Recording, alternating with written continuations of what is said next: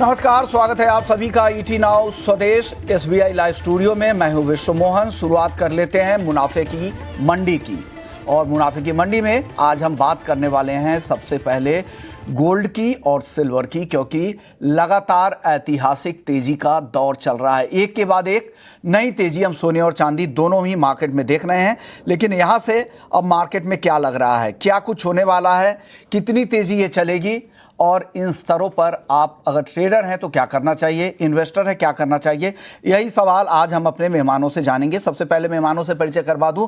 मनोज जैन है पृथ्वी फिनमार्ट से, कुणाल शाह है निर्मल वंग से, प्रथमेश माल्या है एंजल वन से, अनुज गुप्ता हैं जाने माने कमोडिटी एक्सपर्ट, और साथ ही हमारे साथ मेहुल शाह हैं भारत डायमंड बोर्ड्स के। आप सभी मेहमानों का बहुत बहुत शुक्रिया, आप लोगों ने समय निकाला। सबसे पहले कुणाल जी,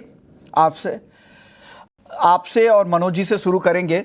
आज अगर सबसे पहले तेजी बता देता हूं कि कितनी तेजी हमने किस टाइम फ्रेम में देखी है। एक महीने में सोना 16% चला है, 3 महीने में 30% से ज़्यादा, और 2025 में अब तक 67% से ज़्यादा की तेजी आ चुकी है। मैं एमसीएक्स गोल्ड की बात कर रहा हूं, यहां पे हाजिर की बात नहीं कर रहा हूं। इतनी तेजी एक्सचेंज के प्लेटफॉर्म पर दिख रही है। क्यों बढ़ रहे हैं? तो एक तो सेफ हेवन बाइंग हो रही है, फेड के रुख में नरमी लग रही है, अक्टूबर की बैठक में फिर से एक कटौती, और फिर दिसंबर में भी ब्याज दरों में कटौती की संभावनाएं हैं।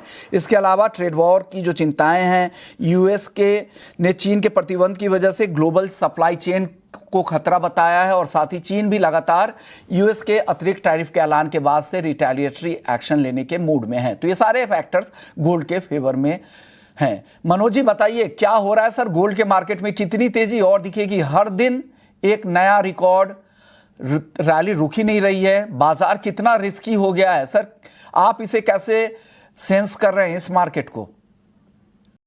नमस्कार विश्वमोहन जी, बिल्कुल लगातार आपके माध्यम से हम निवेशकों को अपडेट करते आए हैं कि जो स्ट्रक्चरल बुल रन है, चाहे वो सोना हो या चांदी है, वो जारी है। और उसी के तहत हम देख रहे हैं कि यहाँ पे लगातार जो बढ़त है सोने और चांदी की कीमतों में देखने को मिल रही है। तमाम फंडामेंटल जो कारण है उसका आपने ऑलरेडी अपने डिस्कशन में जिक्र किया है, और बिल्कुल हम उसी के चलते देख रहे हैं कि जिस तरह से यहाँ पे यूएस और चाइना के बीच में एक बार फिर से कॉन्फ्लिक्ट जो उभरते हुए नजर आए हैं, उसके चलते यहाँ पे डॉलर में हमने फिर से एक बार मुनाफा वसूली आते हुए देखी है। साथ ही यूएस शटडाउन के चलते भी एक अनसर्टेनिटी है, और यहाँ पे फेड रेट कट की संभावनाएं भी जो है अब बढ़ती हुई नजर आ रही है। तो ऐसे तमाम फैक्टर जो है वो लगातार यहाँ पे सेंट्रल बैंक्स को सोने की तरफ आकर्षित कर रहे हैं, और अब इन्वेस्टर्स भी यहाँ पे सोने को अपने पोर्टफोलियो में शामिल कर रहे हैं। तो हमारा मानना है कि ये मोमेंटम अभी बरकरार रहेगा आने वाले समय में। अगर सोने की मैं बात करूं तो लंबी अवधि में हम ऑलरेडी जो टारगेट है वो $4,890 तक के जो है इंटरनेशनल मार्केट में यहाँ पे आपके चैनल पे डिस्कस कर चुके हैं। भारतीय बाजारों में भी 1,42,000 से 1,45,000 तक के स्तर जा सकते हैं। तो मोमेंटम पॉजिटिव बना हुआ है। पोजीशन छोटी रखें, अगर ट्रेडर हैं तो स्टॉप लॉस रखें, और निवेशक यहाँ पे एसआईपी के रूप में ऐड करते रहें। अभी भी हमारा मानना है कि जो मजबूती है वो सोने और चांदी में बरकरार रहेगी।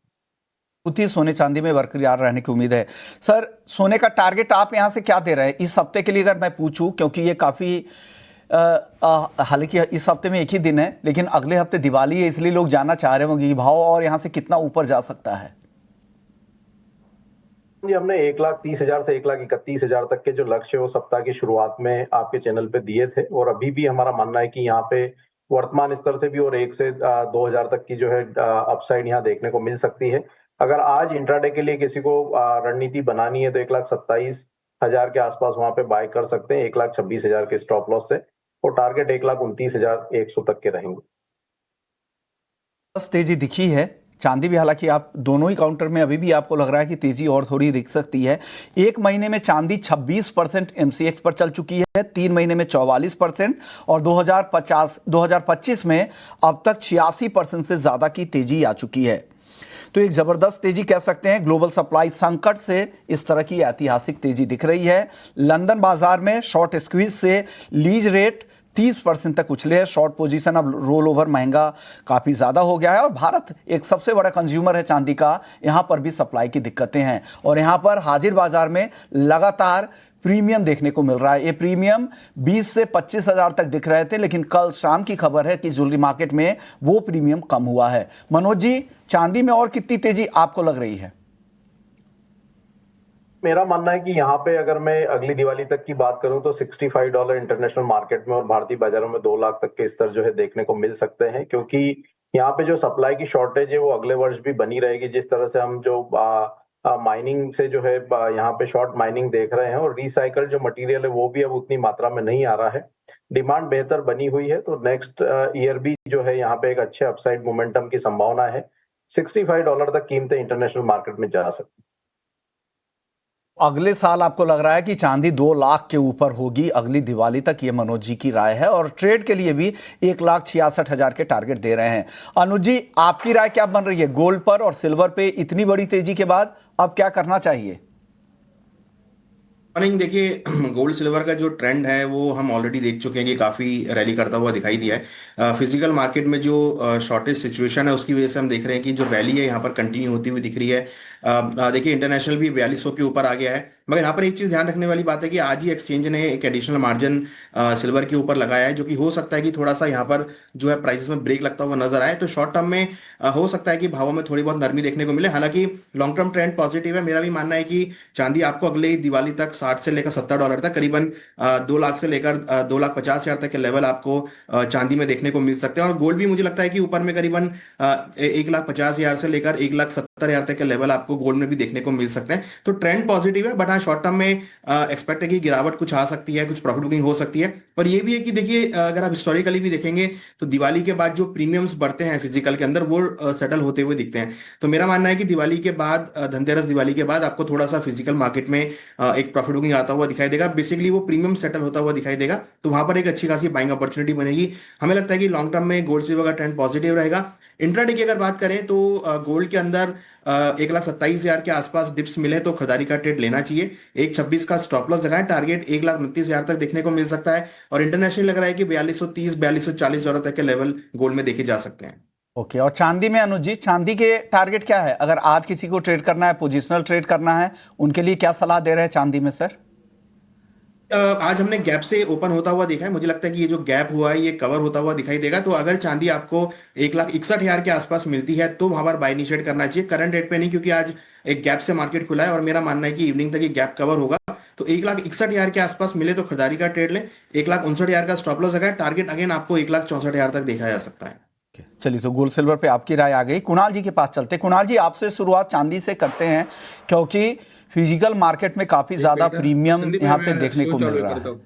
और क्या कुणाल जी, आपसे मैं सवाल ये कर रहा था कि अब हाजिर बाजार में प्रीमियम काफी ज्यादा बढ़ गए हैं, सप्लाई चिंता की बात कर रही है, क्या लग रहा है? इस चिंता वाकई चिंता है, या जो बुलियन बैंक्स है वो यहाँ पर खेल कर रहे हैं, वो सप्लाई को जानबूझकर टाइट रखे हुए हैं? देखिए, ये सप्लाई ऑलरेडी लास्ट 2 दिन में माल आया है फिजिकल मार्केट में, जो हमारी फिजिकल में बात होती है उससे।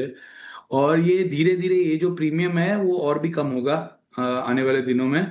सो एकदम थोड़ा एक लंबा नजर या 1 महीने का व्यू लेंगे तो सप्लाई सिनेरियो अभी से बहुत ज्यादा इम्प्रूव होने के चांसेस है फिजिकल में। मेरा ये लेवल पे बाय करने का कंफर्ट नहीं है silver. I am not a buyer at this levels. Either you book profit और you don't do anything. So short करना भी रिकमेंडेड नहीं है, but these are not the, ये सब अभी मुझे लग रहा है सिल्वर में, गोल्ड में जैसे SIP करते हैं आप, ऐसे सिस्टमेटिक विड्रॉल प्लान करना चाहिए, ऊपरी स्तरों पे धीरे धीरे प्रॉफिट लेना चाहिए। सो ये मैं यहाँ पे बाइंग करने के लिए मेरा कंफर्ट जोन नहीं है। ओके, तो SWP के तहत जैसे आप म्यूचुअल फंड्स में करते हैं उस तरह से यहाँ पे SWP के जरिए विड्रॉल कर सकते हैं धीरे धीरे, हर जब जितना ऊपर जाए उतना धीरे धीरे आप मुनाफा घर ले जाए। ये कुणाल जी की तरफ से सलाह है। कुणाल जी, आपको लग रहा है कि जो मौजूदा हालात है उसमें, हालांकि अभी वक्त है, नवंबर में एक्सपायरी है मिनी माइक्रो की, दिसंबर 5 वाले यानी दिसंबर के पहले हफ्ते में एक्सपायरी है बेस कॉन्ट्रैक्ट की, क्या डिफॉल्ट का कुछ खतरा है क्या? क्योंकि आप अगर वॉल्ट देखें और ओपन इंटरेस्ट देखें, एक बहुत बड़ा गैप है। हालांकि आप हिस्टोरिकली इस तरह की कोई डिलीवरी लेने के लिए नहीं आता है, लेकिन अगर इस तरह के सिनेरियो भी कुछ बन रहे हैं क्या? देखिए, एक्सपायरी हम देखेंगे सिल्वर की, that is on 5th of December।